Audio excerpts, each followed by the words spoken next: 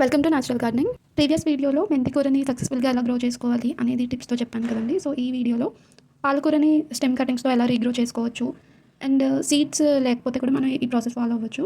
Remaining ఆకుకూరలు కూడా పెంచుకోవచ్చు, కానీ ఈ పాలకూర వచ్చినంత ఈజీగా అవైతే రావండి. నేను ఆల్రెడీ చుక్కకూర ఒకటి పెట్టాను, గోంగూర స్టెమ్ కటింగ్స్ కూడా పెట్టాను.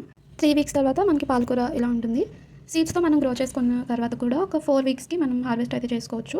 మనం బయట నుంచి తెచ్చుకున్న పాలకూరలో హెల్దీగా ఉన్న రూట్స్వి ఒక 10-20 అలా తీసుకుని పాటింగ్ మిక్స్లో పెట్టుకోవాలి. ఒక 10 స్టెమ్ కటింగ్స్ పెట్టామంటే అందులో ఒక 70% వరకు వస్తాయి, కొన్ని ఫెయిల్ అవుతాయి. నేను ఈ ట్రేలో ఒక 15 కటింగ్స్ వరకు పెట్టాను, ఇవైతే ఫెయిల్ అయినాయి. రిమైనింగ్వి వచ్చాయి.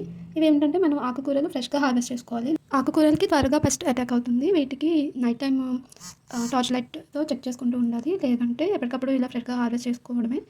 ఆర్ నీమ్ ఆయిల్ స్ప్రే చేసుకోవాలి అంతే. ఇంకా వీటికి ఆర్గానిక్ పెస్ట్ కంట్రోల్ అంటే నీమ్ ఆయిల్ ఒకటే.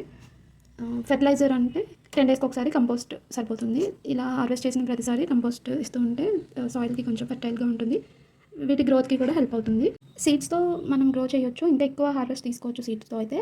అది కూడా హార్వెస్ట్ టైం ఇంతే ఉంటుంది, 4 వీక్స్కి. ఇది కొంచెం 3 వీక్స్కి మనకి హార్వెస్ట్కి వస్తుంది, అయితే ఎక్కువ పెట్టుకోవాలి స్టెమ్ కటింగ్స్. ఈ తోటకూర ఒక్కసారి మనం సీడ్స్ తెచ్చుకుని వేసామంటే నెక్స్ట్ టైం నుంచి మనమే సీడ్స్ ప్రిజర్వ్ చేసుకోవచ్చు. అండ్ ఇవి కూడా 2-3 కటింగ్స్ తీసుకోవచ్చు.